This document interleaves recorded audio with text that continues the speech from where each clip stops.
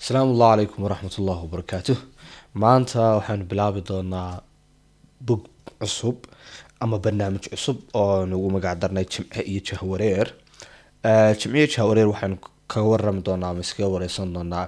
waaqaca ay maanta jiilkeena maantu ku nool yihiin ama aynu ku noolnahay, dhibaatooyinka iyo carqaladaha in hortaagan, jaanisyada ama faa'iidooyinka in horyaala iyo dhammaan wixii la axwaala jiilkeena maanta jooga. waxaan u bilaabay barnaamijkan jimca iyo jahwareer ayaa waxay tahay maanta jiilkeena waxay u baahan yihiin wacyigelin, wada sheekaysi iyo gorfayn aada u fara badan marka loo eego dhinacyo badan oo nolosheena khuseeya. waxaanan aaminsanahay inaanu jirin qof kaga habboon inuu wiil dhalinyaro oo waaqacan nool inuu ka waramo inaanu jirin. marka waxaan go-aansaday why not me, maxaanan anigu uga waramayn. haddaba aanskin baro magacay waa Yaxya Naasir Cabdullaahi Xuseen. waxaan ku noolahay oon arday ka ahay dalka Turkiga. ma ihi qof aqoon leh, aqoon la isku tabaaya, laakiin waxaan malaha ahayn wiil dhalinyaro oo yani mumdadiisa ka weyn ay hirdadeen. maanta se waxaanu ka warrami doonaa muuqaalkeena koowaad ama xalqadeena koowaad mawduuc ama mentality loo yaqaano marka aan waxaa helo. afka luqadda ingiriiskana ku noqonaysa conditional thinking. conditional thinking waxaa weeye muxuu ahaa caqliyad ay maanta ku nool yihiin dadka badankiisu.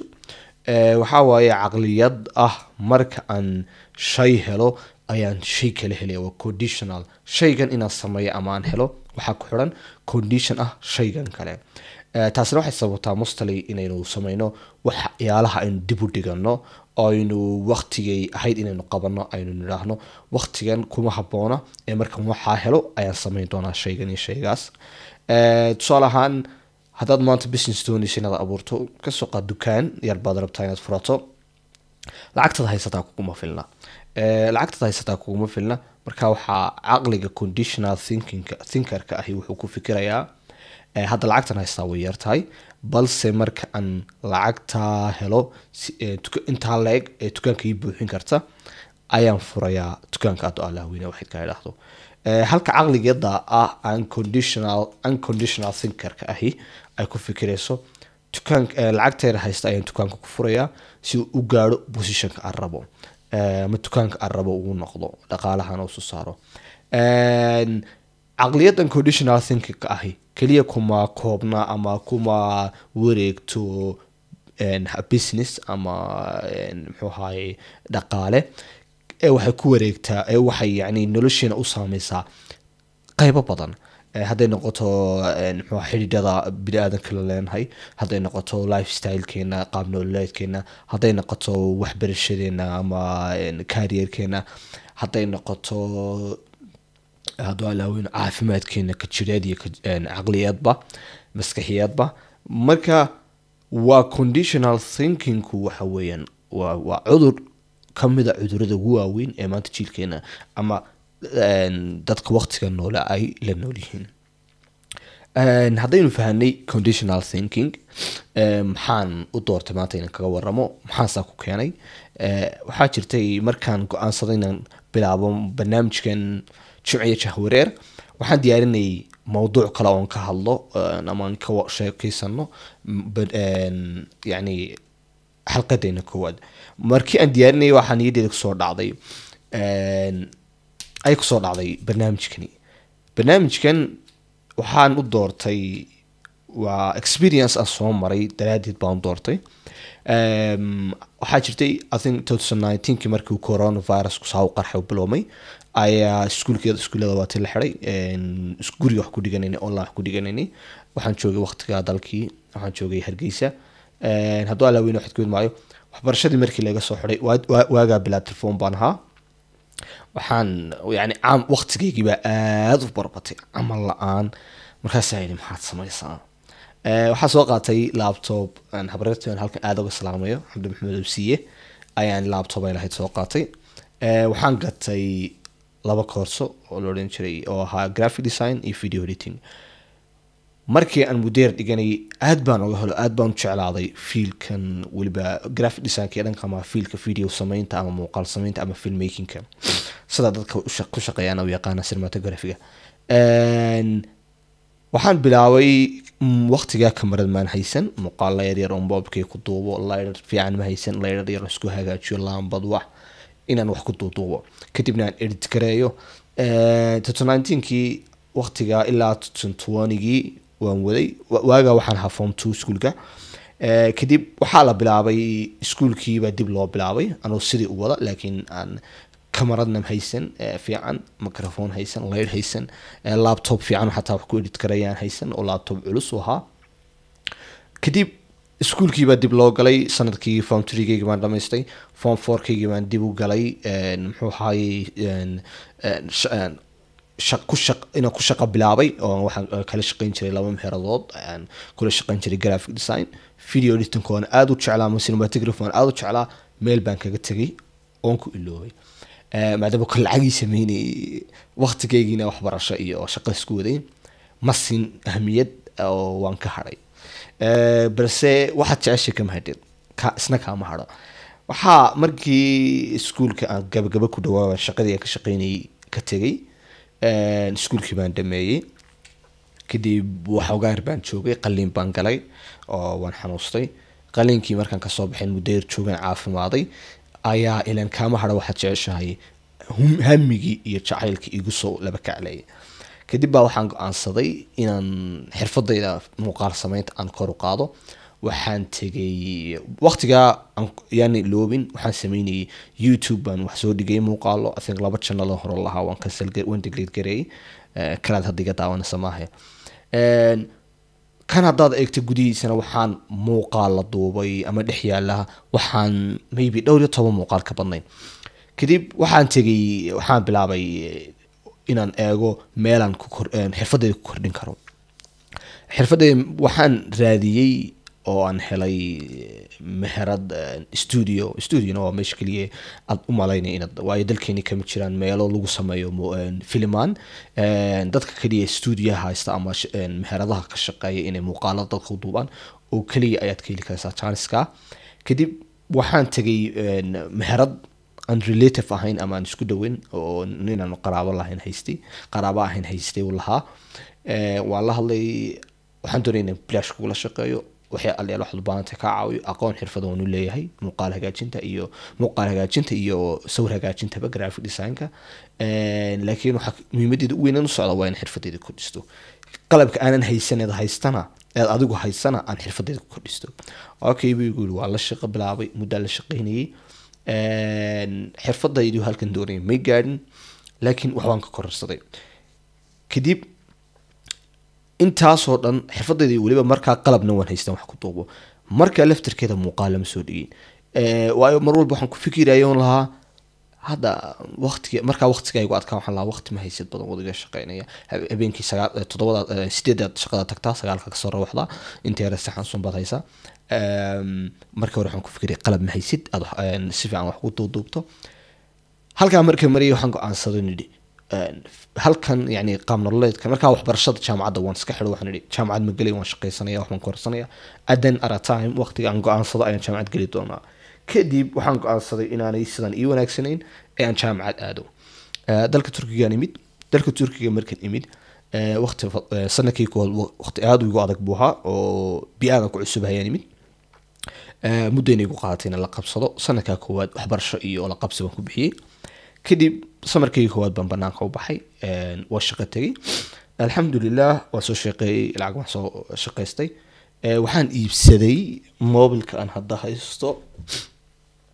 I think waa iPhone 11 Pro Max wuxuu leeyahay kamarad aad u fiican and then waxoogaa kadib waxaan iibsaday microphone-kan aan hadda wax ku duubayo oo dhowr bilood kadib haddana saasooy tahay ma soo dhigin muuqaalo tayale ma tayalayaan oran tiro muuqaalo ah oo aan oran karo waqtiga waan ka faa'iideystay waayo mustali waxaan lahaa aqliyadii conditional thinking waxaan lahaa waxaad bilaabi doontaa maybe waqtiga ku yar ee hal muuqaal haddaad chance soo dhig waxaan lahaa waqtiga kugu yar muxuu ahaay haddii aad midka gaarsiiso alxamdulilah hadda qalab waan haystaa ma haysto reasoning kale aan ma ku yani marmarsiyoon karo ma haysatid qalab waa qalabka waan haystaa kamarada waan haystaa waan haystaa microphone muxuu ahaay wax waan diyaarin karaa wax waan soo jeedin karaa laakiin waqtiba markana ku marmarsiyoonayo maanta waxaan haystaa alxamdulilah waxaan haystaa laptop ii sahlay inaan wax ku edit karayo waxaan haystaa microphone ii sahlay inaan wax ku duubo waxaan haystaa kamarad ii sahlaysa inaan wax ku duubo oo hadda waxaan haystaa kamaradan I think dhowr bil iyo waxoogaa way taalaa laakiin haddana muuqaal lama soo dhigin yani maskaxdii conditional thinking ay ka bilowmatay qalab fiican ma haysatid ilaa maanta way la soo socotay xataa anoo qalab haysta muddo sanad ku dhow ayaanan 2 muuqaal 3 muuqaal wax ka badan soo dhigin waayo ma ahay dhibaatada haystaa inaan qalab haysan ma ahay dhibaatada haystaa inaan waqti haysan laakiin dhibaatada waxay ahayd mentality-gayga ahayd waayo mentality-gaygu waxaa conditional thinking waxaan ku fikirayay hadda kuma saamaxay waqtigu markaad waxaa hesho ama aad xilligaa gaadho ama aad chance ka hesho aad diyaar u noqon doontaa inaad wax duubto ama wax soo dhigin doontaa taasina waa yani experience-kii aan ka soo maray marka maalinkii aanoo muuqaalka diyaarinaya ayaan niyaddeeda kusoo dhalan hareerahayga eegay oo isweydiiyey you have everything you need yani wax walba waad haystaa waqtigii waad heli kartaa muxuu ahaay waad heli kartaa wax waad diyaarin kartaa wax waad duubi kartaa kamarad waad haysataa laptop fiican wax ku sahlaya inaad ku edit karayso waad haysataa microphone wax ku duubta waad haysataa what's holding you back maxaanad wax u soo dhigayn maxaanad wax u duubayn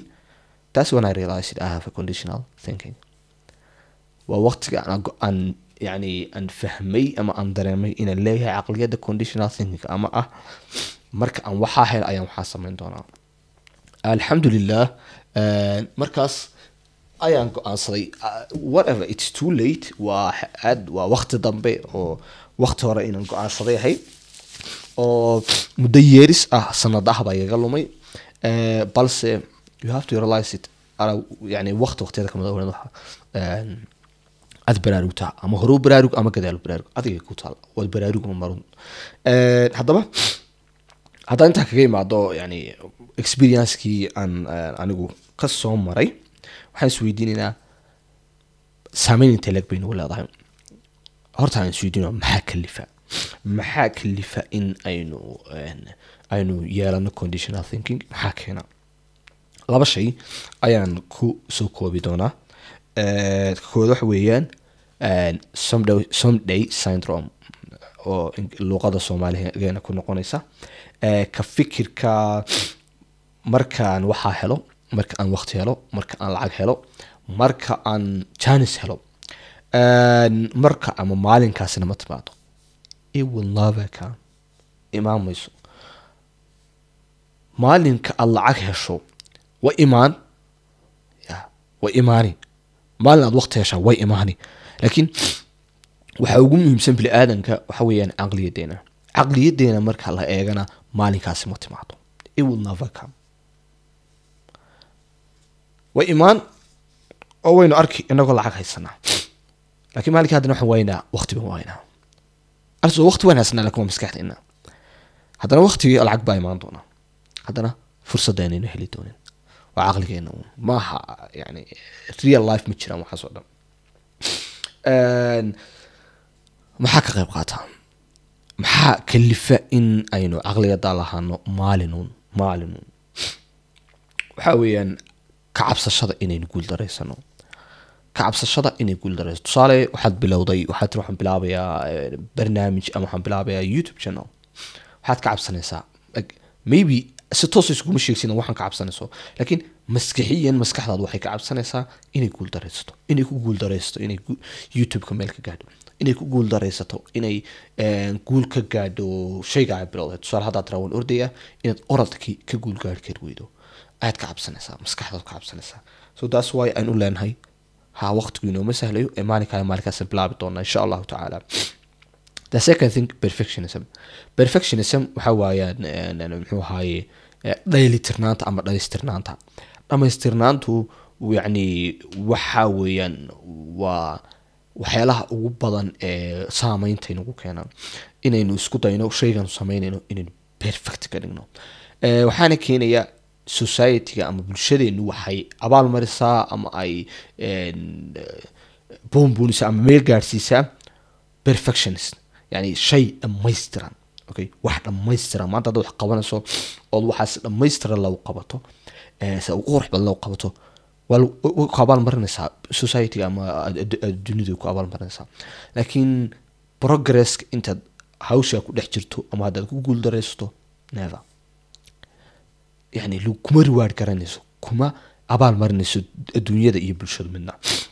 marka taas waxay keenaysaa inaynu isku dayno wax walan samaynin inaynu perfect inoo hadaan, wax walan samaynin inaynu perfect sida u perfectionistan aynu qabano. taasna waxa weeyaan someday syndrome dib bay noo hayn doontaa. shayga saddexaad waxa weeyaan lack of confidence, inaanad lahayn wax haddoo alla haweyne waxayd ku ilmaayo kalsooni ah inaad shaygan qaban karto, ka guul gaari karto, samayn karto.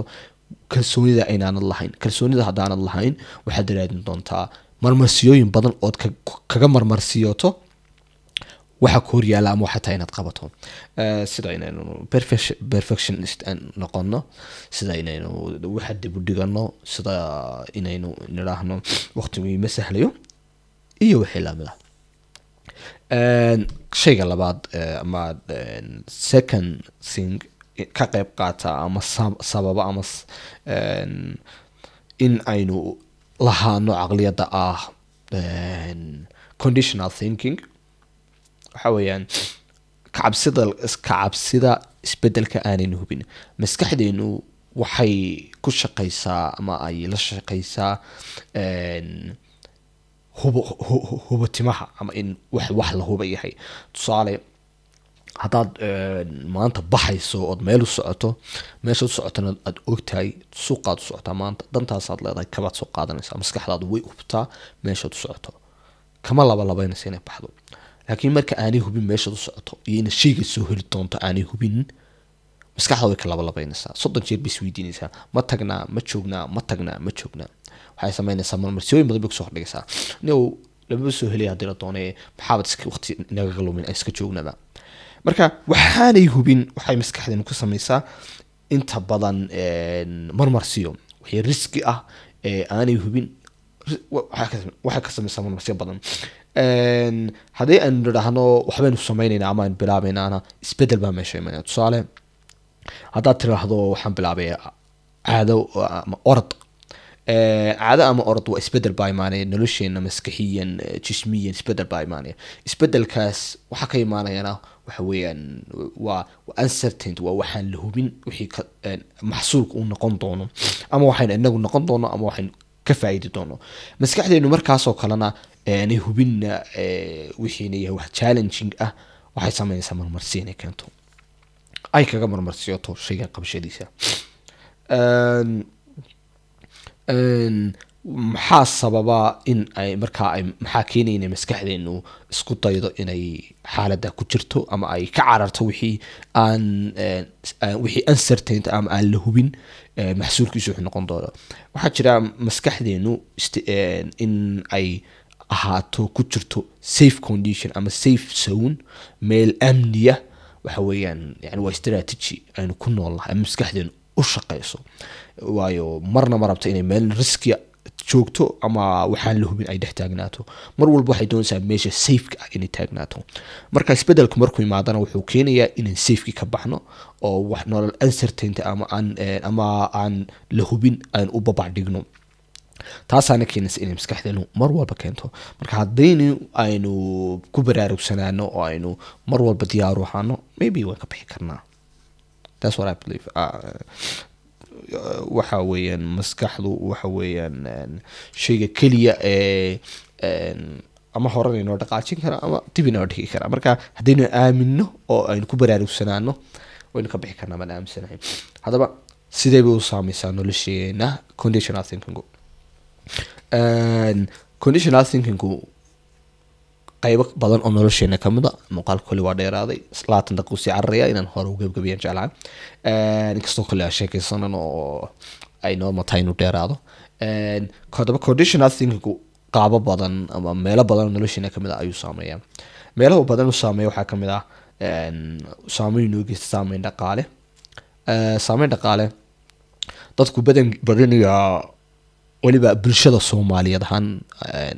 waxaynu nahay dadka kaliya dad u fiirsato caalamka aan aqoon in wax la safe gareysto waxaynu ku noolnahay xataa dadkiina hantida leh dadka nolosha ladan iskaga jira nolol ah qaado wixii aad hesho yani wixii cuni karaysa cun wixii kalena kafasha way yartahay dadkeena Soomaaliyeed inta wax safe gareysa and maybe that's why we are poor. I don't know waa u malaynaya yani inay sababaha aanaynu Soomaalidu qani wahayn ay ka mid tahay inaan waxba safe gareyn maanta wiilkeena dhalinyarta kuma baraarugsan waxa la yiraahdo dhaqaale saving inuu dhaqaale safe gareeyo taas waa wax maskax aan u malaynayo laakiin saameynta uu inagu leeyahay conditional thinking marka loo eego xagga dhaqaalaha waxa kamid ah qofka bini'aadamka maanta hadaad go'aansato inaad lacag safe gareyso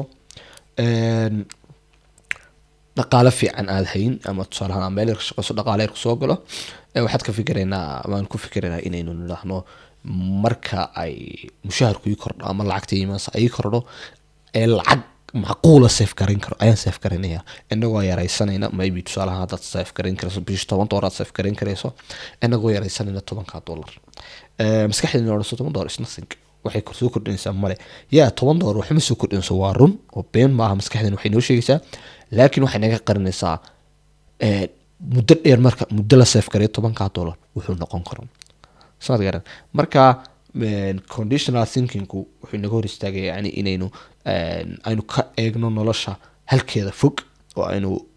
u socono meesha dheer kaliya wuxuu hordhigayaa meesha dhow unbuu soo hordhigaa waxayna leedahay $10 nothing berito wuxuu ku taraya nothing berito waxay ma tarayo laakiin maybe 2 year 3 year waxbay taraya $10 so shay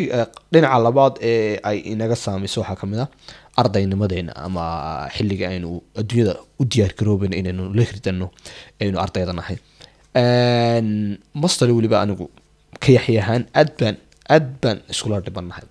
maybe waqtiyadii u dambeeyay waxay soo bedelayaan laakiin aad baan iskula dhibanahay conditional thinking meelaha inaga saameeyo ama aniga tusaalahan xataa iga saameeyo wax kamid ah marka aynu wax diyaarinayno waxa jira kulli qof walba subjects ama meelo isagu xiiseeyo ama u fudud baa jira waxa meelaha qaarna ku adeeg yihiin oo maaha meel uu xiiseeyo anigu tusaalahan maadada xisaabta ama wixii xisaab la tacaluqa isna ma think waxayga ma ka helo mana ku wanaagsani weligeey ma la xisaab markiliyaan bartay markiliyaan xisaab weligeeyba arday ku ahaa macallinkii inaad waxa ka waslaaya macal Farxaan macallin kaliya I think waxaan malaynayaa class 7 6 and 8 labada jeer baan mala xisaab weligii dhigtay iyo allayle markii aan form 4 ka ahaa oo dhigay macallinkii Cabdixakiin labada macallin aad uga salaamay halkan hadda even arkay muuqaalka waqtigii primary ila secondary ay soo garab taagna waxay soo dhigeen marka aan dhiganayo wax xisaabaad ah imka tusalaan xilliga jaamacadda oo kale waxaan sameeyaa waan dib dhigta anoo ku fikiraya anoo yani maskaxliyan leh way yar hawl badan tahay ama xataa hadaan soo qaadan kala furo markay midhaa sii socon weydo anoo og inaan haddaan sii wado ama aan maanta saacad 2 saac 3 saac wado aan wuxuu ka keeni karayo aan haddana ka labeeyo oo nidhaahdo nin naga daa jumcaha insha Allah fadhiisan doontaa jumcaha maxay maada inaan hawlo kale ku mashquulo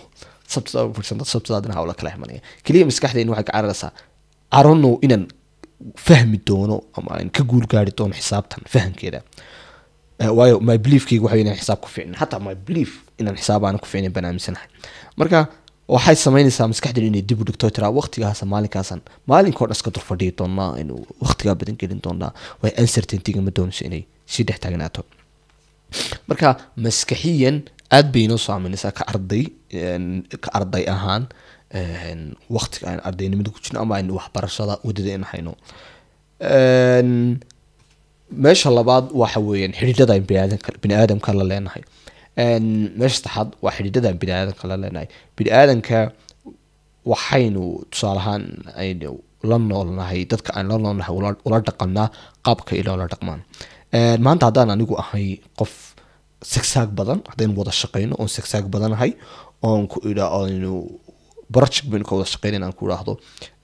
waqtigaas ayaan soo dhamayn doonaa qaybteeda maskaxdeedana conditional thinking leeyahay wixii dib baan dhigan doonaa dib aad dhigtana waxaad adigu kuu keeni doontaa qofka maanta aniga iyo partnerka la shaqeynaya inaanu isiin kalsoonidii yani aan uga baxnaa inuu siiyo ama ay tahay dadka wada shaqeynayna iska helaan waayo wuxuu ogyahay inaanan wixii aan idhaahdo aanan yani halkeeda dhigayn ama aanan kasoo baxayn waa wixii dib baan dhiganayaa maybe haddii caawa layga baahnaa inaan oo ahayd in caawa soo dhambeeyo barjkayga inaan dib u dhigto idhaa wax weyn maaha habeen dambe aan dhambeyn doonaa okay so muxuu dadka aad wada shaqeynaysaa way kugu adkaanaysaa in isla jaan qaadan taasoo ultimately noloshaada adkeyn doonta sidoo kale xidhiidhada guurka ama hasaawaha ama waxaad dhinaca doonta badho weliba hasaawaha aroon ma sheegi karo mida labaad isna taa kaana important laakiin taa guurka qof bili aadan ahaan yani ka weliba maybtusaha ka rag ahaaneed in kelmadaada ama wixii aad tiraahdo aad sideeda ugu soo baxdaa aad bay muhiim u tahay haddaynu conditional thinking leenahayna dib baynu dhigan doonaa wax walbana ka dhaqaal ahaana meeshaynu rabna taagnaan mayno ka maskixiyan ahaana meeshan hayd inaynu taagnaan mayno markaa taasina ma inoo sahlaysa inaynu helno xidhiidho caafimaad qaba ama guur caafimaad qaba ta u dambeeyan doonayna ka hadla waxa weeyaan low self esteem ama yani shakhsi aragaaga naf aragaaga oo aada u hooseeya markaad aaminsan tahay markaad mar walba tiraahdo waxbaan samaynaya wixii aanad samayn maskaxdeenu waxay diwaan gelisaa inaynu wax intaynu balaan garayna ama nidhaa waan samaynayna aanaynu samayn marka sidoo kale aynu nidhaahno aan wax bilowno inagoo dhamaystiran aynu ka kacnayn dib u dhiganona maskaxdeenu way safe garanaysaa marka aynu shay intuuna hor imaado aynu tusaale ahaan business baa maskaxdeena kusoo dhacay ama fursad aynu u samayno conditions ama waxyaalo statements marmarsi ah aynu nidhaahno waxaasaan inoo sahlayn hadda samayno waxa kale inoo sahlayn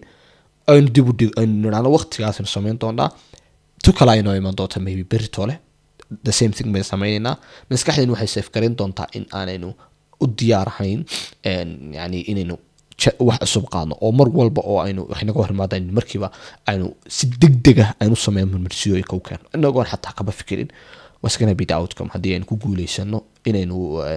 shayga samayno marka maskaxdeena marka waxaas oo dhan safe garayso mar walba meel hor istaagta ama dad agagaarkaaga imaada ama aad nolosha dee banaanka u baxdo waxaad ku arkaysaa qof dadka ka hooseeya qof wuxuu idhaahda aan ka guulgaadhin qof jaanis ka hor imaada aan ka faa'iidaysanin qof wuxuu idhaa waan samaynay aan samaynayn qof ballanqaadyadiisa aan kuwa naftiisa u qaadayo kuwa dadka kale u qaadaba aan kasoo baxin that's gonna cause low self esteem haddaad leedahayna I think there's no place for you in life yani way ku adkaanaysaa inaad nolosha meel aad wax samayso inaad cid la tacaamusho ku adkaanaysaa inaad guul ka gaadho ku adkaanaysaa inaad yani aspect walba ama dhinac walba nolosha ku adkaanaysaa haddaad low self esteem lahayn oo qofkaan isagu is aaminsanayn cidna ma aaminayso noloshuna aaminaad bay ku shaqaysaa haddaan intaa kaga imaado waxyaalaha sababa ama dhinacyada inoo saameyso conditional thinking muuqaalkuna 30 daqiiqo ku socdaa weligii muuqaal 30 daqiiqo ma toobin never ever in my life and I hope inaan waxaan ku leeyahay soo xirintay weligii kamarada uma hor fadhiisan mudada intaa lag maskaxdeedu kaliya kama waramin kamarada naga baxtaday haddaba hadaan soo fahanay conditional thinking muxuu yahay maxaa keena iyo sidoo inoo saameeya intaba waxaan u baahanahay inaynu ogaano ama garanno maxaynu kaga bixi karaynaa sidee baynu u daaweyn karaynaa maskaxdeenan conditional thinkerka ah ama u fikiraysa qaab maxaa mentalityga ah markan waxaa helo ama sababaynta shay inaad sabab u samayso ama u samayso sabab taas markay timaado ayaan samayn doonaa waxaa maskaxdeenu waa laba qaybood conscious mind and subconscious mind maskaxdeenu joogta iyo teena aan way joogtaa laakiin tan inagu la tacaamulayna maaha teena caadigii markaan soo jeedno way soo jeedaa markii hurdna way hurdnaa ta kalese anytime every time way soo jeedaa way shaqaynaysaa taa afkaarahayna iyo qaabkaynu fikrayna saameynteeda u weyn lana waa wax weeyaan waa subconscious mind, waa maskaxdeena aan joogin. I think kelmada Soomaali ahaan maskaxdeena aan joogin lama idhaahdo, wax kale la idhaahdaa, waa liqitaa. dhibaatooyinka inaanad wax wal aqoon ama wixii aad maanta baariso aanad mar walba Soomaali ku helayn, ama dhibaatooyinka ay leedahay waxa weeyaan luqadaada ahayd waayeysa. Mustal wax ku dhageysanaa waa Ingiriis. Mararka qaar aynu kelmadihii aynu rabnay inaynu Soomaali ku nidhaahno ama dadka Soomaaliga dad qof Soomaali u sheegayni anu weyno waxaan ku cabirto, adu weydo waxaad ku cabirtaa dhibaatadeeda ay leedahay. marka dhalinyartu waa aad wax loo dhigtaa, waa aad wax loo bartaa si aynu jiilalka soo socdaanay ku qasbanayaan in Ingiriis wax ku baaraan sida dhibaatada inaga haysto oo kale. marka subconscious mindkeena waxaan ku daawin karaynaa iminka wixii ay maskaxdeena conscious ka aqbasho. tusaale ahaan ay samayso maskaxdeena subconscious way duwaan gelinaysaa qaabka aan u dhaqanay ee maskaxdeena conscious-ki ay wax uga falcelisay. si hadaba aynu taa maskaxdeena subconscious mind-ka aynu u daawino oo aynu uga dhigno mid aaminta inaanaynu lahayn maskaxda mentality-ga conditional thinking ah, waxaynu baahanay in isticmaalno technique la yiraahdo aura suggestion, inaad ama maskaxdaadii adigu aad u sheegto wax, inaad la waranto. intaa u suurtagelinana waxaan u baahannahay inaynu helno ama lahaano naf ogaal ama self awareness, inaad maskaxdaada ogaato waxa ku fikirayso, naftaada inaad ogaato waxay dareemayso, xaaladii ku jirto, maxay ku fikiraysaa, maxaa ku hareeraysan oo soo jeedo. waayo haddaad ogeyn inuu libax kugu soo socdo urdumaysid, laakiin marka aragto inuu libax kugu soo ordaa. marka waa inaan ogaanaa xaaladdan ku suganay si aan u daawin karayno maskaxdeena. markaad ogaato in maanta tusaale ahaan oo kale business maskax baa kugu soo dhacday, waxaad dareentay inay maskaxdaada markiiba bilowda inay excuse samayso ama ay marmarsiyooyin keento, lacag fiican maysid, waqti fiican maysid, arday baad jaamacad baa ku jirta, kanaad wadaa, kii kalaad wadaa. haddaad nafogaad leedahay waad dareemaysaa markaba inay maskaxdaadu samaynayso durtaba marmarsiyooyin.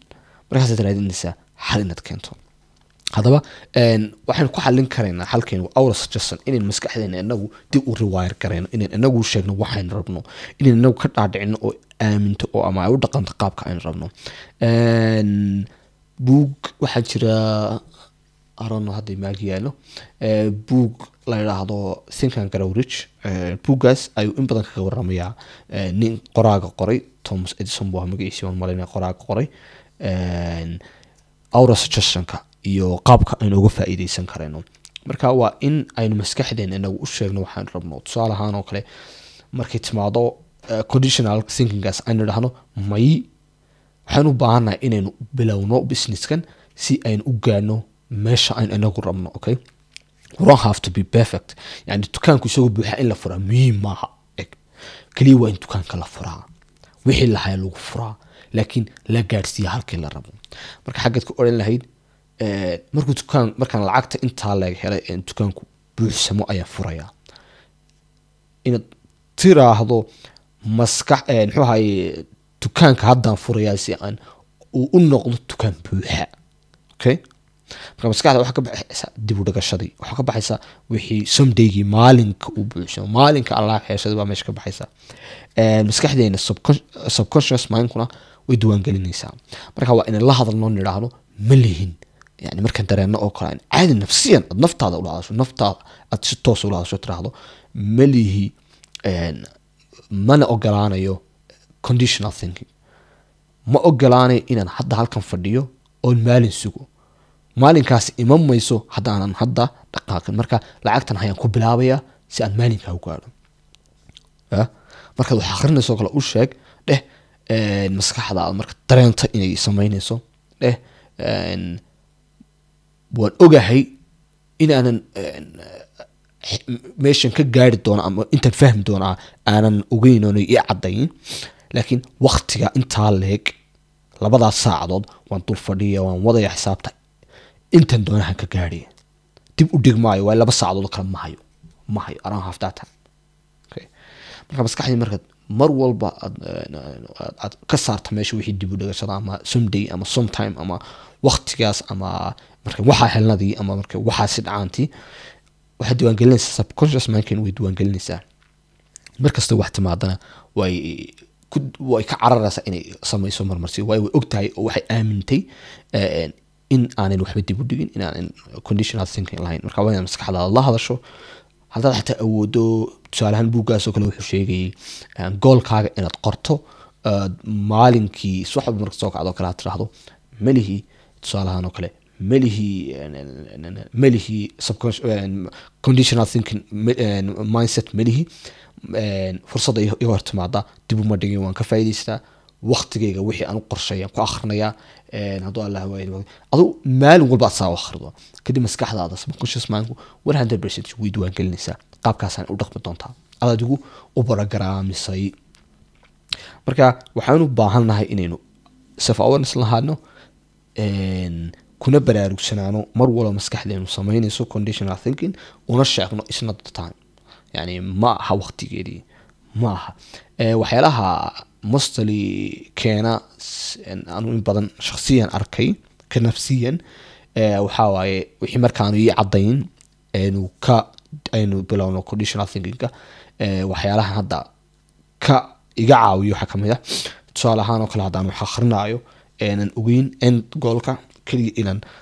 haddii aan ka dhigan xisaab tusaale probability hadda probability statistics ma daladaa baan qaataa